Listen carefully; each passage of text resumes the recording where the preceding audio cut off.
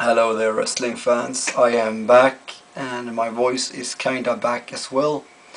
It's Monday, and it's the day after TNA No Surrender. I'm very happy to have a voice. Yesterday, Sunday, and yesterday, Saturday, I literally had no voice whatsoever, and I could not talk. Hence, I've been gone for a while, video-wise. I just watched TNA No Surrender, and it was kind of good for a TNA pay-per-view. It was better than Hard Justice. It was better than Turning Victory Road in July. However, still, Sacrifice stands out as one of the best pay-per-views so far, and also Slammiversary in June, very good pay-per-views. This was a step in the right direction. This was the last pay-per-view before TNA's WrestleMania version, Bound for Glory 5 in October, and I predicted in 8 matches, and once again I was right in 6 of them. That's pretty much becoming my formula.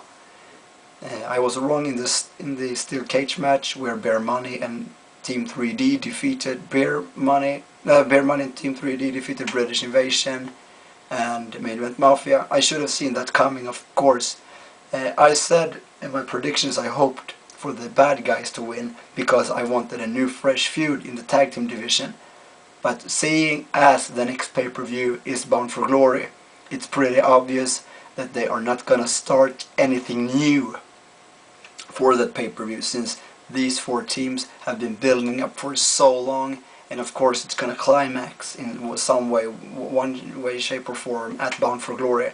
So it was actually kind of an obvious win for 3D and Bear Money. I don't really get the point of this match. I see the ones getting the edge till the end, but it's way too long build up before the end actually can come, with the roof coming down. And I like Rob Terry coming in, distracting, lowering the roof and all that, despite Baba not being in there. But I think it would have been cooler if Rob Terry had lowered the roof, the ceiling, instead of that guy having the control, but that's just my opinion. We also saw AJ Styles become the new champion, and this means, in my eyes, I predicted Sting was going to win, but this means that they gotta have Sting versus AJ at Bound for Glory, namely because Sting told AJ, you can have it. He left the ring to carry Matt Morgan, while AJ performed a 450 splash from the top rope and defeated and pinned Kurt Angle in the middle of the ring. That means he kinda owes Sting a match for the title, and it also means that, considering that Sting kinda went away, it not diminishes AJ's win, but it belittles it. So therefore he needs to defeat Sting to get elevated furthermore and really get accepted as the top guy, because right now he won on Sting's terms.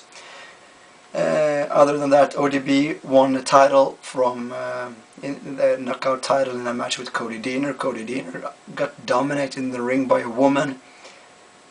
I can't see where he will go from here. He can look very weak. He's kind of the Santino Marella of TNA. And, well, I predicted ODB for a win, and that was all good. And they also get new tag team champions with the women. That was Taylor Wilde and Sarita. Very good. Pretty short match.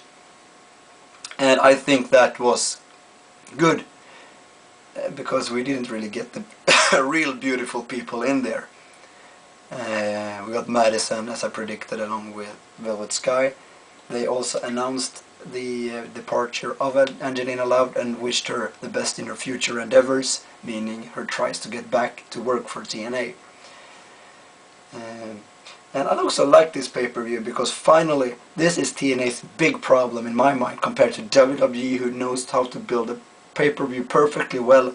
July and August, TNA had the disadvantage of going first, and WWE could replicate with Night of Champions and SummerSlam and completely bury TNA. Now WWE went first, so TNA could fire the second bullet, and they normally, I think, they just have 9 matches and broop, kind of flatline, broop, right through it. Now they actually progressed They had these two first matches, Tag Team Championship, fast match, Hernandez squashed Eric Young, quick matches, and then came the real first match. The Samoa Joe versus Daniels match. I predicted Samoa Joe and he won. Good match. They started slow, progressed that match as well, just like they progressed the card. This is what they have lacked in the past. They put too much effort into every damn match on the card. They have video packages, they talk about it, blah blah blah blah. Like tonight, they said 5 or 6 times they mentioned they were gonna have the Pope, D'Angelo De Niro versus Suicide. 5 or 6 times. It's gonna come, it's gonna come, it's gonna come. And they had video packages and it was interviews. And you went like, come on, just give us the damn match.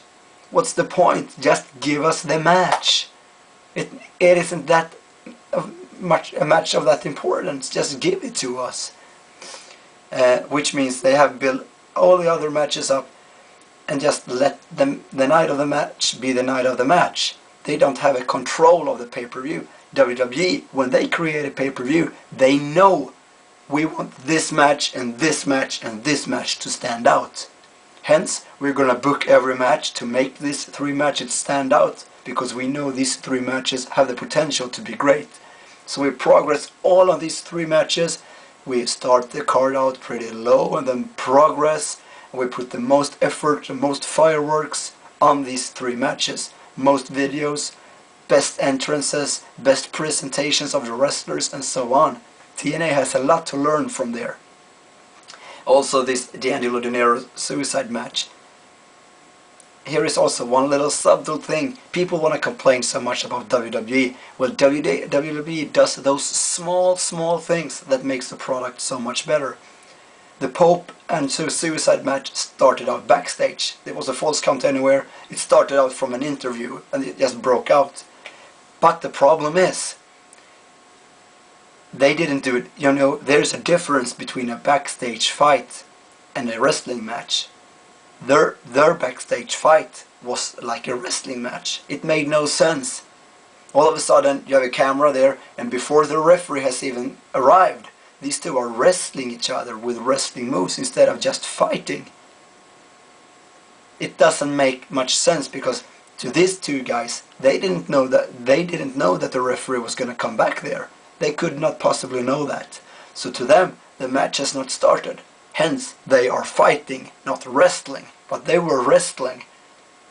And it didn't make sense to me. It's one of those small things that WWE knows how to do. In WWE's case, they would have separated them and maybe, okay, let's wrestle and then start the match. But they were wrestling before they even were in a wrestling match. Did not make sense.